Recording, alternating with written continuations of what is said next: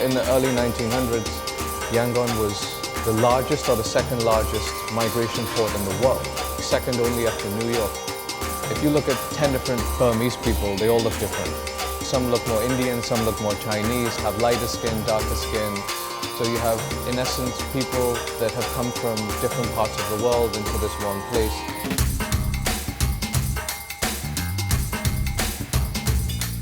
Back in the time of the military government, they really rule by fear. Everybody else is afraid even to talk in their surroundings, anything bad about the government.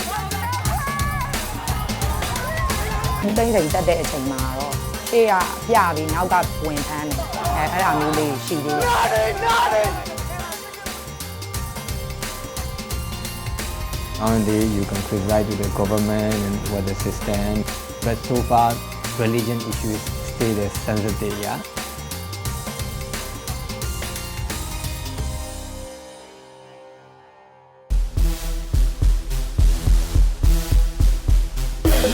Myanmar, you're so big way. I need to hear any the day, so she can say, I don't need the young, she got out of the yes, I would like a cash, shop away the side that don't want healing.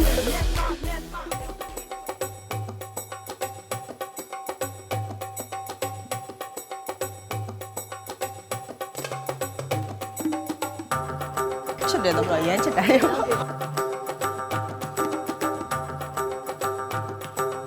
Hello, camera này lại vậy nè, tôi nói rồi này thu ra. Mà hello, vậy đó cô này cô này cũng bảo là bố này cũng bảo này đặt đấy. Hello, vậy cái u sai đã biết rồi gì vậy? Ta đuổi thua ra đây à, đuổi à, thu ra này. Tám mươi đô với trả lại thu ra. Đó thế là Yangon mua luôn. Nghe là bố thôi à.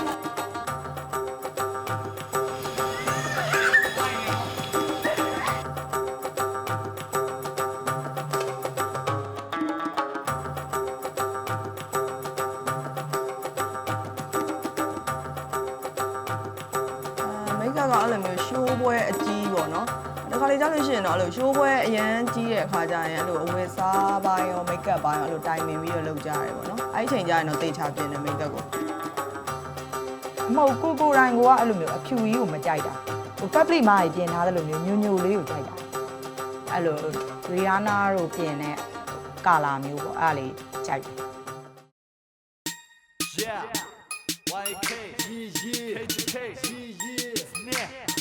Make my rap beauty, tell them not on light. YK, let's go.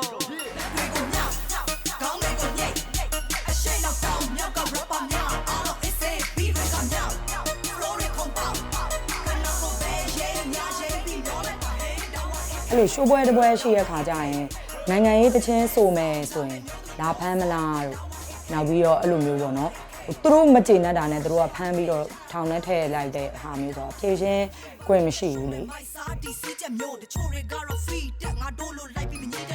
Hip hop ဆိုတဲ့အထဲမှာ YK ကလုံးဝရက်တည်နေတယ်သူတို့လုံနိုင်တဲ့အထိ YK လောက်သွားတယ်ပေါ့နော်အဲ့နာမည်တစ်ခုကိုသစင်တော့ကတော့ရအောင်တည်ထောင်တယ်ရတဲ့လောက်အထိသစင်တော့ကဒီ hip hop ကိုဆိုမယ်ဟိုအသက်တွေကြီးသွားလဲပွဲရှိရဲဆိုလဲဒီ hip hop ပဲကိုယ်ဖိတ်ဆိုမှာပဲ line ပြောင်းသွားတာတော့ဘာလို့လဲမရှိဘူးအဓိကသူ့အဲ့လိုမြန်မာပြည်မှာ YK က hip hop ကိုသူတို့လုံနိုင်တဲ့လောက်လောက်သွားတယ်ဆိုတဲ့ဟာမင်းတို့တာတွေတိပါကောင်းချက်ရင်ကောင်းစားပြီးအမိချက်တော့မိစား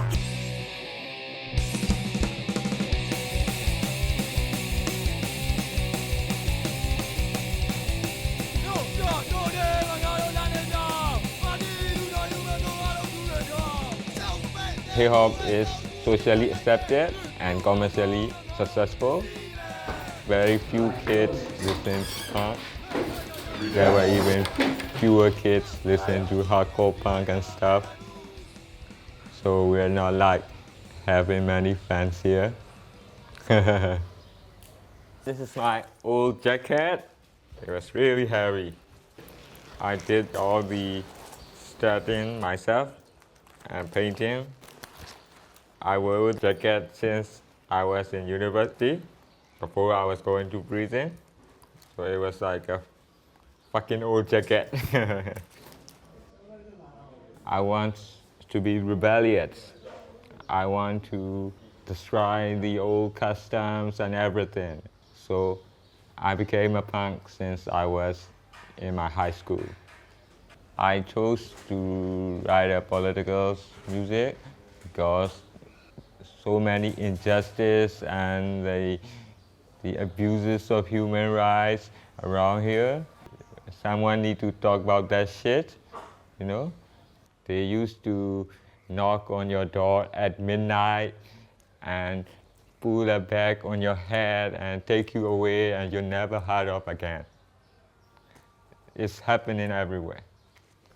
I even spent like 6 years in prison for the possession of marijuana. So I had lots of experiences there, not good experiences.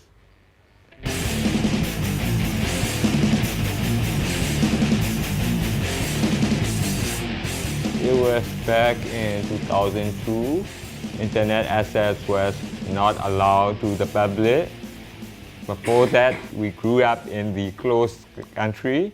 In Thailand, they smuggled the pirate cassette tapes into our country.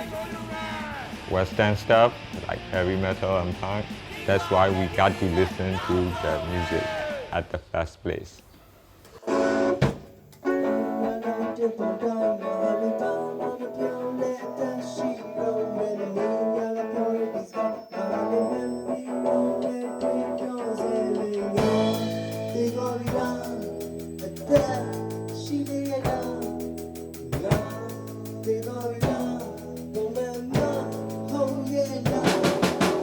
Skum is my hero.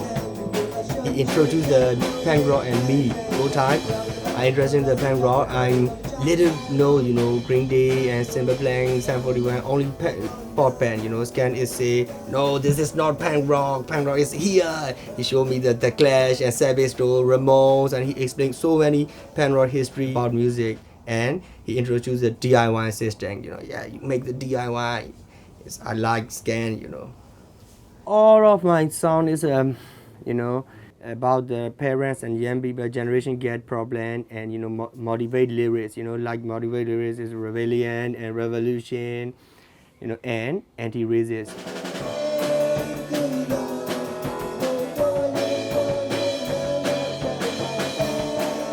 My young people is finish the school, have a girlfriend, had walking, and married, born the child, buy the car, I go to the punk rock way.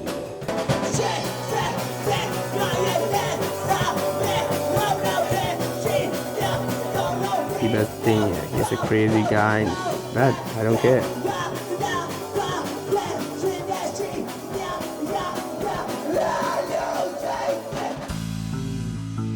My name is Htet Myet Oo from Yangon. Also, I am from Rebel Riot Band. I play guitar and vocalist. Now we just finished to distribute food to the homeless people. Every Monday night, our all friends together doing this action for homeless people.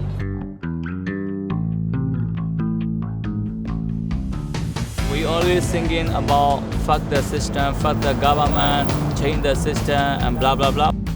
We are not enough just singing and talking, because talking is very easy. We should change by ourselves first.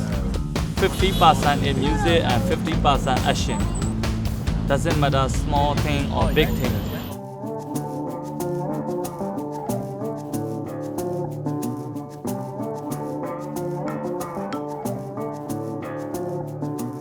Generally, people think the artist is kind of the outsider, or maybe some psycho people living with a different world.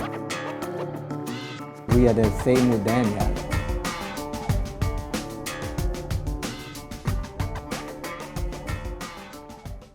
In Myanmar, generally, the knowledge level of the art is very, very low. Yeah, because we have not really art education in our high school. So that's why people are a bit difficult to appreciate the contemporary art, yeah.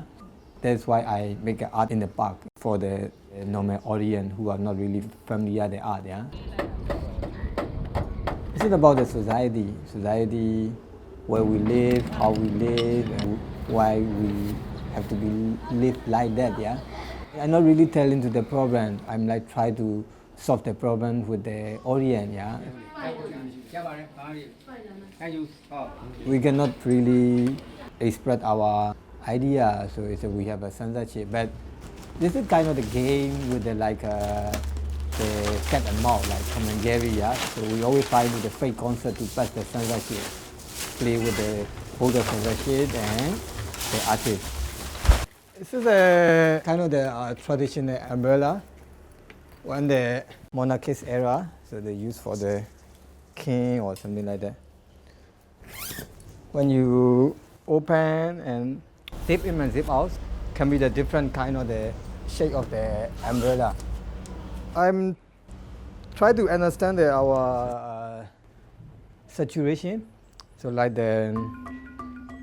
Myanmar is kind of the broken society, but from that broken society, I try to find the beauty or aesthetic thing, yeah. So not only see the dark side, yeah. Even the umbrella is broken, and expect the shade that can be happen, yeah. Country is changing now, and so if you go away and you're not the witness for the transition, so it's a very good time to live in here. Not many people get such kind of experience, yeah.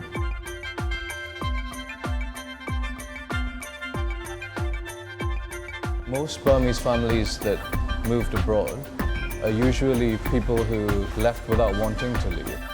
I'm part of this diaspora that wants to come back or is coming back. I came back with very little money. My parents don't live here. I didn't know anyone here because I didn't grow up here.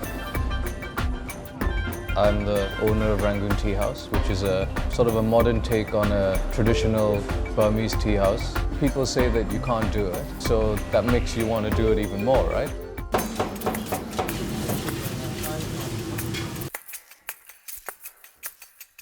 So this is all food that my mom would cook when I was growing up, not here, but when I was growing up in the UK. So my mom would make the pietrada, the mohinga. So this is stuff that I've been around my entire life. So it's quite interesting now having these guys prepare this food the same way my mom used to make it about 10, 15 years ago. Burmese people love texture.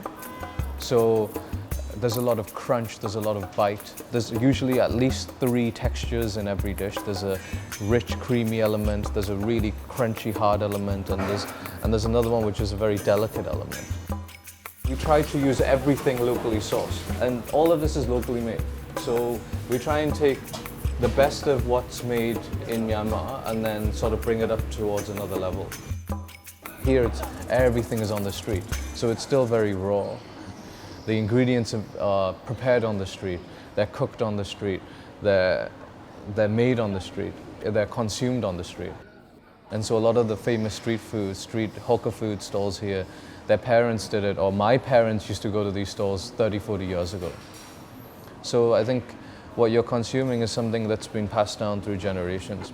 What I wanted to do was come up with a concept that is modern, in the sense that you get all the facilities that are modern, but you're in a space that it's sort of, for me, it's like a throwback. What I imagine would be a beautiful tea house back in 1905 or 1910 or 1920 when the country was flourishing.